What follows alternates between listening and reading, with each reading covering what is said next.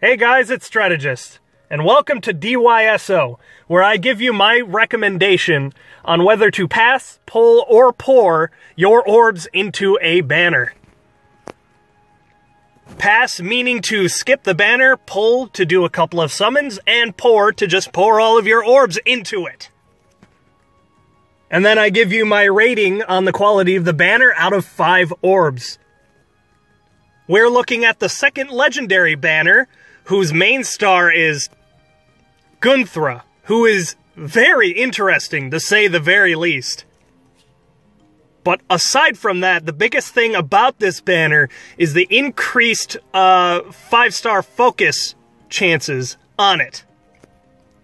It's kind of the same, yet different from Hero Fest, and it seems the common opinion in the community is that it's actually worse than Hero Fest. And I suppose I could attest to it from my own experience from the first legendary banner, due to the fact that it took 200 orbs before I got a single 5-star in that instance. However, this banner seems to have a much better selection compared to the last one, in my opinion. Each one of these looks worthy enough to get from the banner, and we'll be diving into why on each one of them pretty soon here. But the thing with legendary banners is kind of odd. It seems to have a different or maybe more intricate algorithm that we don't quite understand yet, that makes our results seem to differ from our normal expectations, especially compared to Hero Fest. The really nice thing is this time around, they really laid everything out in a very easy-to-use format, and you can even click the thing to get more information. Let's bring up Gunnthrá here, because she is the star of this banner. She's primarily the reason why I think a lot of people will be summoning on this in the first place, and she has a very, I think, niche, but very useful kit. After taking into account her stats and her skills, she feels like that she's supposed to be a mage duelist. Now, starting with her tome, the Blizzard, that is really interesting. It's pretty much like a reverse blade tome, where instead of taking buffs on your unit to use as bonus damage, it takes the debuffs and turns it into bonus damage. Like, wow! I like how they're expanding on another game mechanic that hasn't been quite expanded upon yet.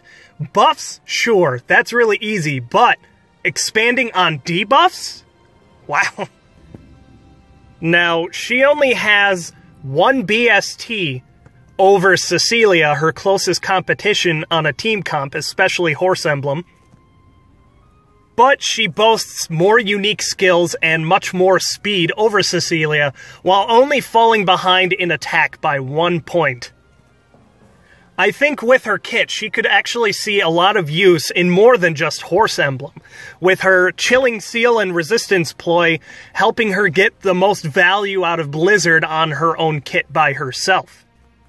All of her skills are extremely synergistic, but I think the only thing I would personally change is change that Glacius into an iceberg, because she's relatively lackluster in the resistance department compared to average mages, but she does make up for that with Fortress Res 3. Chilling Seal, being the other star of the show here, being a skill that can't be inherited by other units, it automatically, at the beginning of a turn, takes effect on the enemy character with the least defense. What that tells me is that it's going to most commonly affect an enemy mage on the team. Because when you think of common mages, like Sorin, Delthea, Sanaki even, there's one from every color, it's gonna debuff that character that has the least defense. We'll get back to Gunnthrá later on, because I want to hit up on the other characters that show up on this banner too. Crumb, probably being the most lackluster out of the entire group, not really boasting anything worthy of keeping or foddering, really. Other than, you know, himself. He's decent, I guess.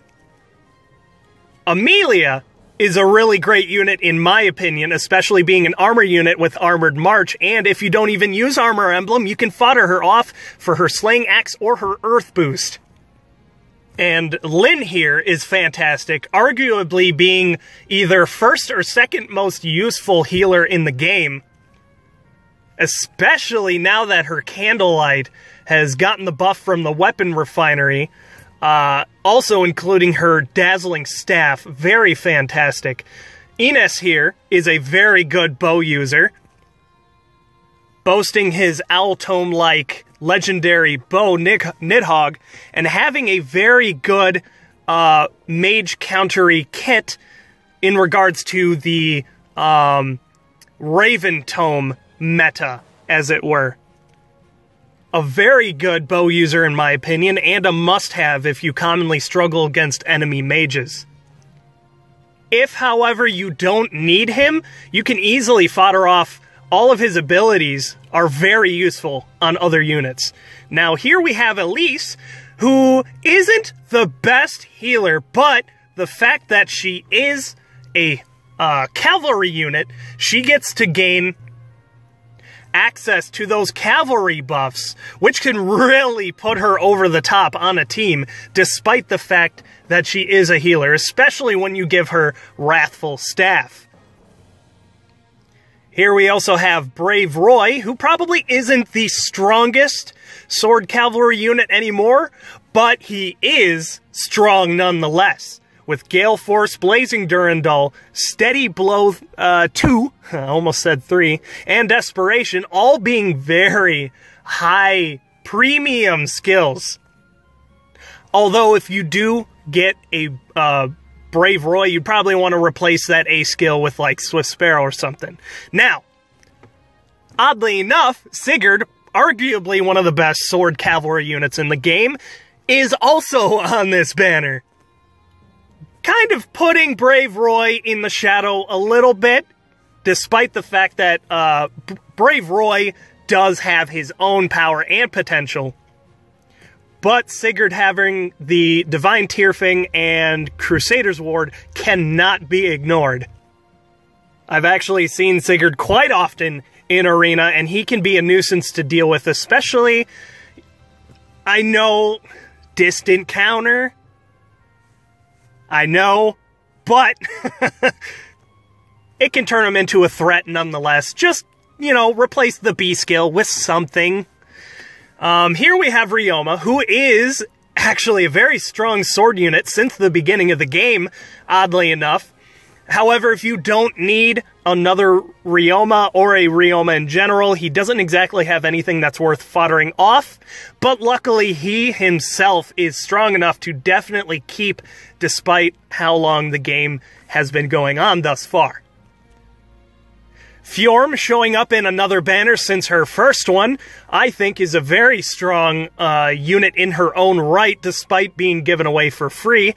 Everyone has access to her, and I think she actually is worth merging, and her special, Ice Mirror, is extremely strong, and I think complements Gunnthrá, fuck me, Gunnthrá here, in a different way than Gunnthrá herself offers in regards to countering magic.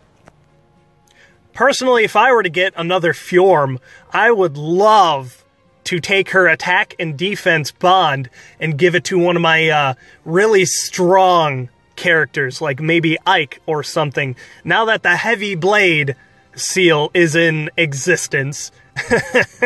Oh man. I think having Gunnthrá and Fjorm on the same team could be a nightmare for people who use more than one mage on their team. It's kind of hard to speculate on the synergy between the two, because I'm only thinking about it just now. Lucina here, not, you know, the best mage out there, but I think her true value lies in the extremely popular and premium skill being Swift Sparrow 2. her probably being the best choice to fodder off amongst her peers who also have the skill, like Brave Lyn and Aira. If it wasn't for her having that skill, she would probably easily be labeled as one of this banner's pity breakers. And we have Charlotte here, who is also a strong unit in her own right and also boasts the skill Wind Boost, which is a great skill for people who want to put this skill on a niche character to put that speed way over the top. This banner boasts a very competitive roster of heroes on its banner, but I think most likely one of the biggest reasons you ought to summon, if you are going to summon on this banner, would be for Gunnthrá. And I suspect she could end up being a nightmare considering the current meta. Her base kit should not be undervalued, I think, but you could very easily stick her on a horse emblem team, replace her tome with a blade tome, and then turn her into yet another horse emblem meta nightmare. Especially considering her speed, I can easily see that happening. Despite the fact that she, surprisingly, doesn't really power creep Cecilia too badly, you could actually, surprisingly, compare the two and pick the one that suits your needs a little bit better.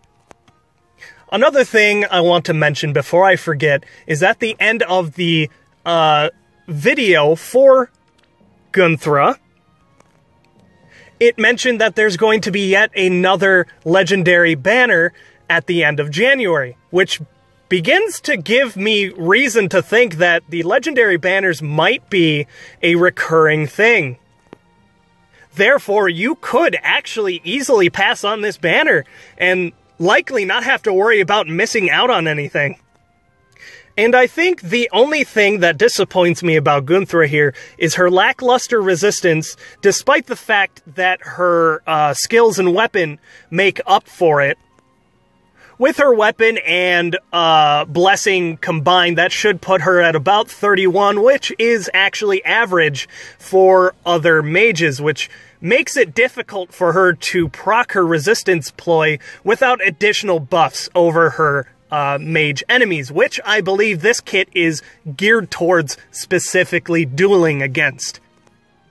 Especially with the fact that Chilling Seal procs specifically against all units that share the lowest defense, and more often than not, that's going to actually be one of the mages on your enemy team.